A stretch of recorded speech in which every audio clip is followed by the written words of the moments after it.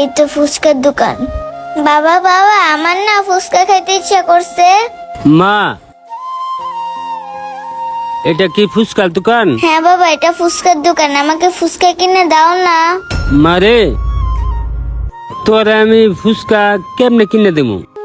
আমার ফুচকা কেনার মতো টাকা নাই। তারপরে তুই এত করে বলতাছ। দেখ তো মা, ফুচকা খাওয়ার মতো টাকা কি আছে? আচ্ছা বাবা, দেখি তোমার পকেটে কয় টাকা আছে। বাবা, তোমার পকেটে তো 15 টাকা আছে। মারে, এই টাকাটা মনে হয় ফুচকা দিব না। তারপরে ওয়া দেখতো দে নাকি। আচ্ছা বাবা, দেখতেছি। আঙ্কেল, ফুচকার প্লেট কত?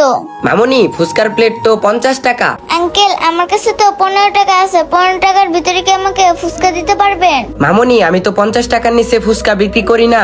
তারপরেও তুমি যেহেতু বলতেছো, তোমাকে নাও করতে পারি না। আচ্ছা দাঁড়াও, আমি দিতেছি। এ রাব্বি, কি অবস্থা? ভালো আছিস তুই? হ্যাঁ ভাই, ভালো আছি। আর আপনি এই সময়? হ্যাঁ, ফুচকা খাইতে মন চাইলো তো, এই জন্য ভাবলাম তোর কাছ থেকে এসে ফুচকাটা খেয়ে যাই। ঠিক আছে ভাই, আপনি যখন আসছেন 2 মিনিট দাঁড়ান, আমি ফুচকা এখনই বানাই দিতেছি। মারে, ফুচকা কি বানানো হয়েছে? আরে, এখানে দেখি অনেক দামি একটা ফোন। যেমনি হোক এই ফোনটাকে চুরি করতে হবে। হ্যাঁ বাবা, বানাইতেছে। কি ব্যাপার? কিছুই তো বুঝলাম না, মেয়েটা ফোনটা চুরি করলো কেন? আঙ্কেল, আমি ফুচকা খাবো না, আপনি 15 টাকা রেখে দেন, আমি বাসায় চলে যাব। কি ব্যাপার, ফুচকা বানাইতে বইলা এখন আবার নিবে না কেন? কি বলো, তুমি না একটু আগে বললা যে 15 টাকার ফুচকা নিবা, এখন আবার বলতেছো খাবা না, বাসায় চলে যাবা। হ্যাঁ আঙ্কেল, আমি বাসায় চলে যাব। আপনি রাখেন তো টাকাটা। বাবা চলো। একটু আগেই তো ফুচকা খাওয়ার জন্য বায়না করলো, এখন আবার চলে গেল কেন? এ রাব্বি, ওই মেয়েটা কে রে? আর ওই আঙ্কেলটা কে? তুই কি ওদেরকে চিনিস? না ভাই, আমি তো ওনাদেরকে চিনি না। ওনরা হঠাৎ আইসা বলতেছে 15 টাকার ফুচকা খাবে, এখন আবার ফুচকা না খেয়ে চলে যাইতেছে।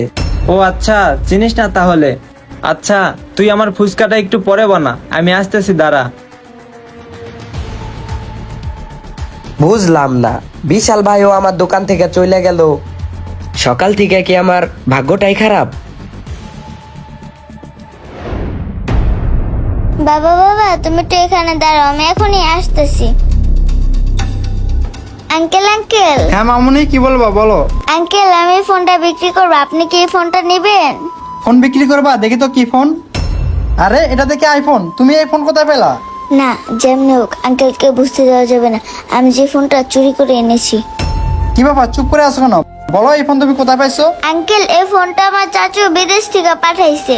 আমি তো আইফোন চালাতে পারি না, তাই এই ফোনটা আমি বিক্রি করে দেব। আপনি কি এই ফোনটা নেবেন? না হলে আমি অন্য জায়গায় বিক্রি করে দেব। না, ফোনটা কোনোভাবে হাতছাড়া করা যাবে না। ওকে 6-9 বুঝ দিয়ে যেভাবে হোক ফোনটা আমাকেই নিতে হবে। আমার মামর মেয়েটা কোথায় গেল? মারে, তুই কই? আচ্ছা ঠিক আছে, এই ফোনটা আমি নেব।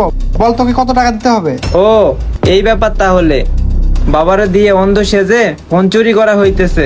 আঙ্কেল, এটা আমি আপনার জন্য 50,000 টাকা রাখতে পারবো। আরে কি বলতেছিস? আমি তোকে 50,000 না, আমি তোকে 40,000 টাকা দিতেছি।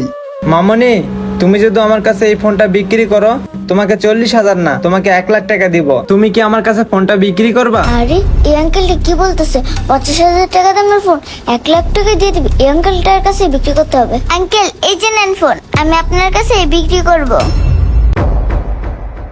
কি, কবে থেকে এই বিজনেস শুরু করছো?